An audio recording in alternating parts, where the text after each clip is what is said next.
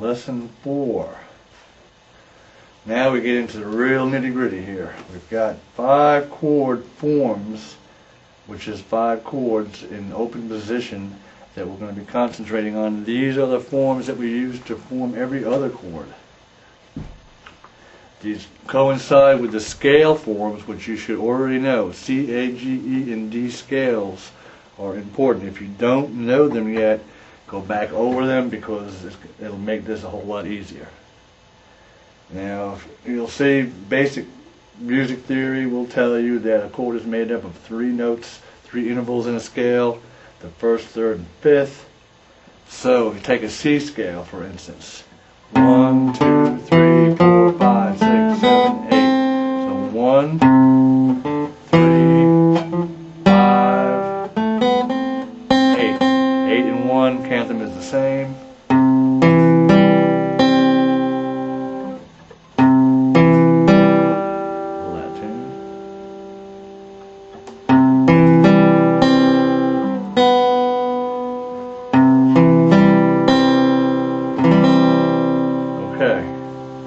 Now we've got 6 strings, we only need 3 notes, so essentially every string will give you one of the intervals. In this case, if we know that, now we can either just count intervals and not have to know what the notes are. If we go backwards, call this 8 and go backwards, 7, 6, 5, 4, that's 3, which also happens to be E. The 3 notes we need for the C chord are C, E, and G. So we have an E here, we have a C here, an E, a G, C, another E. Now it doesn't mean we have to play it this way. There are other. This is the basic version. It's the most accepted version. But if we take a look closely, we'll see we have an E or we have a G. This was also a C chord. Again, up here, G. This would also be a G chord.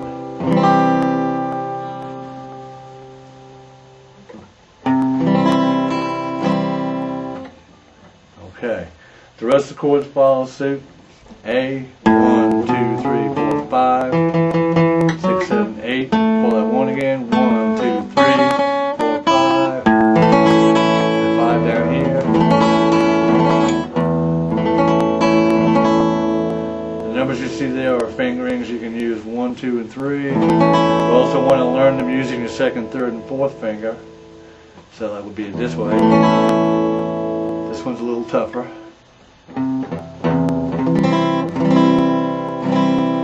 Okay, G chord. Or this way. E. Or this way. D. Note there's a little X on the E string. We don't want to play the E string. If you got a big enough hand, you can wrap your thumb around. Use that note, you can play all of them. And then again this way.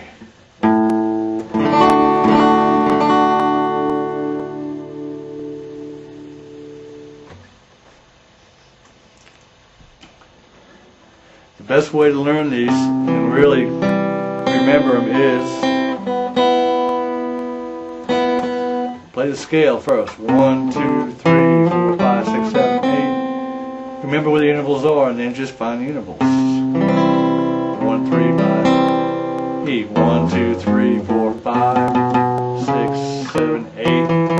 1, 2, 3, 4, 5, 6, 7, 8. 1, 5, 1, 3, 5, 1. See what I mean?